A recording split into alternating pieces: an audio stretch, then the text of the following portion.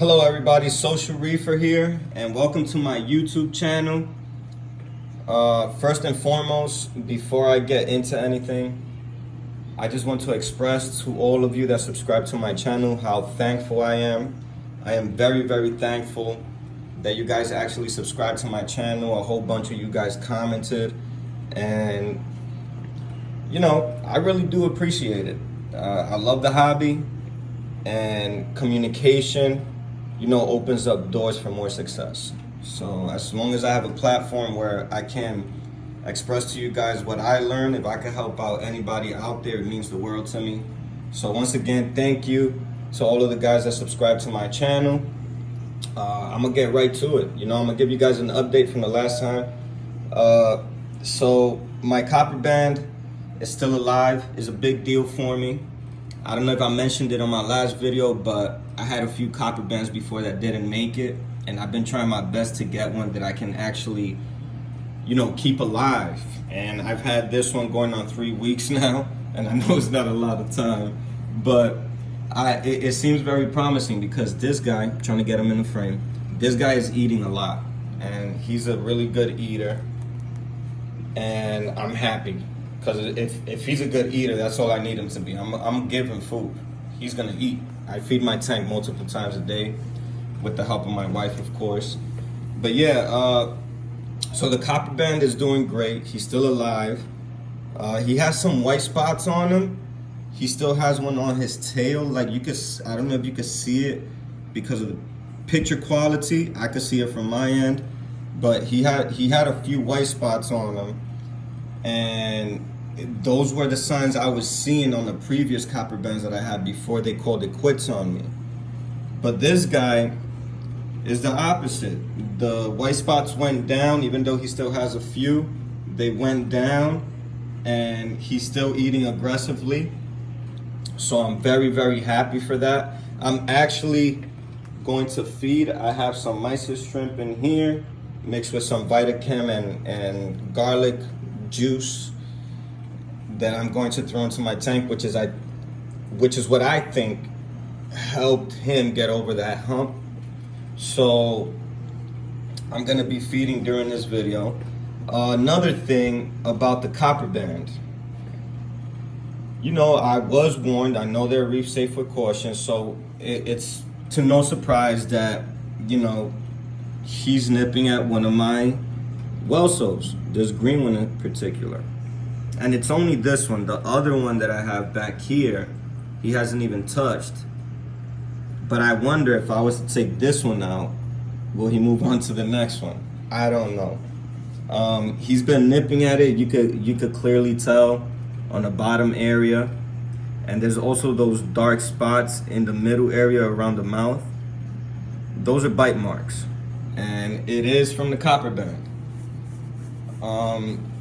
But it comes with the territory. It was a sacrifice I was willing to make. As long as it doesn't get worse, I could live with that. I'm actually trying to clear out my sand bed, so I'm gonna find a way to possibly get rid of these Welsos. So if you're in the New York area and you're interested, let me know. But that's aside from the story. I don't really care much about that. So yeah, that's the thing, pros and cons with the Copperband. It comes with the territory, so just be prepared for that if you get one. Another thing, I got a couple new torches in my little section that I have for them. And I actually have another one that's coming in tomorrow that I'm very excited about, but I got a couple new torches. I got this beautiful, super bright Holy Grail here. An amazing high quality Holy Grail. It's very bright, one of the most beautiful ones that I've seen to my eyes. Maybe because it's mine, I'm being biased, but whatever. It's so bright, and it has these beautiful baby blue tips. It's just stunning to the eye. It looks better to me in person than in the video. And I also got this dragon soul here at the tip of that bridge. So those are the two new torches that are added to my little torch garden, if you want to call it that. I got one more coming tomorrow, and there's already a designated spot for it right here. So it's going to go there. Can't wait, to be honest with you. I really want the next one to come in. It's gonna make things look more complete. Another thing that I did during the week was, for the first time ever in the 3 years that I had this tank running, I finally bought a par reader or par meter, whatever you guys want to call it. And I measured the par in my tank. And let me tell you guys, even if the par meter was off, let's say by 20 to even 50 par, I'm gonna tell you right now that I am surprised that I had these coral alive with the amount of light that I was giving them for this long. I don't want to attribute all of my failures to my lighting, but I want to say that it was a factor. I was only running my lights, and since I was eyeballing it, I went based off of the brightness that my actual eyes saw. So whenever I seen enough brightness that I thought was sufficient, I would never ramp up my radians more than that. When I measured the par for my acros, the par was below 100. Like that mint green acro that's in the frame right now, that mint green acro is getting the highest par of all the acros up here. That's like the sweet spot. And that one was only getting 75 to 80 par. Everything else was below that. I think some of them was even getting 50. So for me to actually grow out these little mini colonies of acros and everything was under 100 par, I was actually, I don't know, proud of it or happy. That it was more like, oh, thank God that they didn't die on me. But yeah, so a lot of these acros were below, all of these acros were below 100 par, all of them. So I adjusted my par on the tank, and I fixed it so that all the corals in my tank are getting the adequate lighting that they need to survive and thrive. So I did that. The scolies, let me update you guys on the scolies. It's been a week, and the master scolie, as I mentioned, was the one that's showing the most promising results. And as you can see, it's encrusting more and more of the skeleton now. It's about at 80-ish, maybe a little bit more percent. The other ones look more or less the same, but I've been feeding them tiny pieces of shrimp, and they're all still showing their feeding behavior, so I'm very happy for that. I didn't get to record it, unfortunately. I know I told you guys that I would do it. Maybe for a future video I'll do it, but I'm so focused on trying to get them. It's a very delicate process, so I'm just trying to keep them alive right now. So, I've been feeding them. Take my word for it. Eventually in the near future, I'll show you guys, a feeding video or two if I could keep them alive.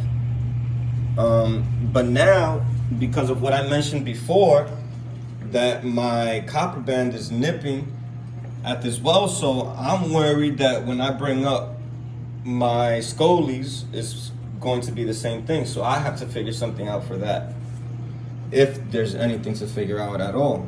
I might just have to just gamble and bring them up and see what happens. But yeah, that I can remember, that's pretty much it for now.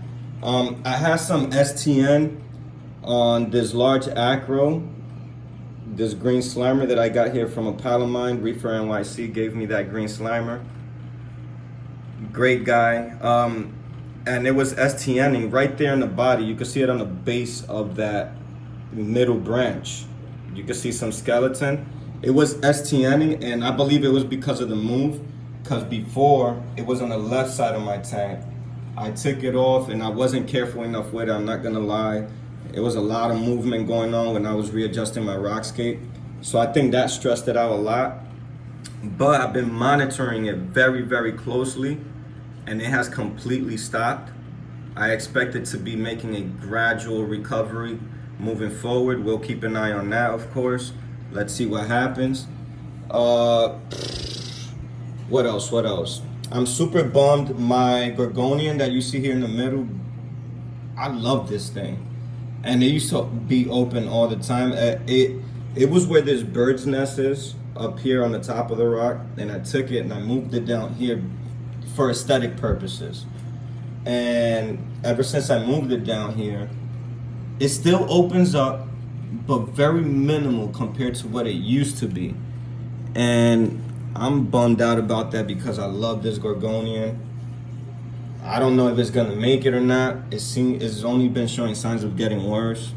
I hope that stops, but let's see what happens. Let's see. What else?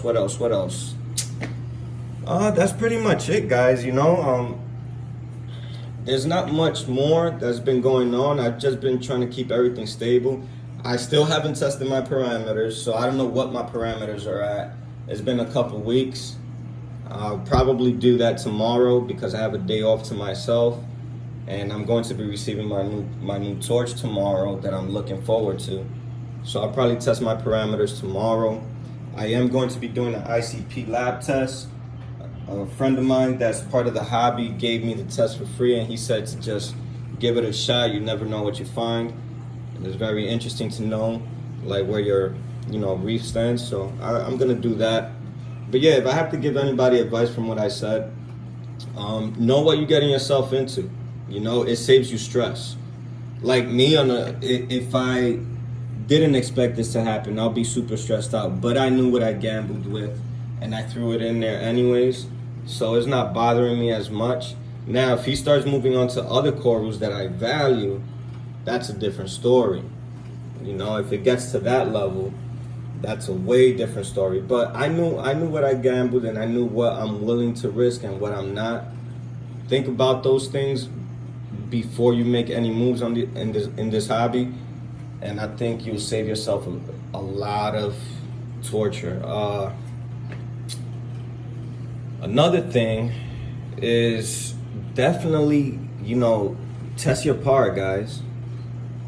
You can avoid a lot of things if you test your par. I feel like I could have avoided a lot of things if I would have tested my par before, and I didn't. So I'll definitely recommend that to you guys. If you can't afford a par meter, then you could rent one out from your local fish store, but definitely do it. Yeah, and that's pretty much it, man. I've been running my mouth for quite some time now, so I'm just gonna feed the fish, let you guys see this nice little feeding video, and once I do this, I will let you guys go. So let me just twirl this here with my fingers. It's just some salt water mixed with mysis. I put Vitacam and a few drops of garlic juice. Straight up garlic juice from my wife's kitchen. And here you see. Where is that Copperband? There he is. I want you guys to see him eating. Look, he's an aggressive eater. He loves to eat. He always gets his mouth full. He makes sure as he goes for it. I love the board. Love this little guy. He's amazing. But yeah, you guys can see all the fish are happy. They're all eating. They're all doing well.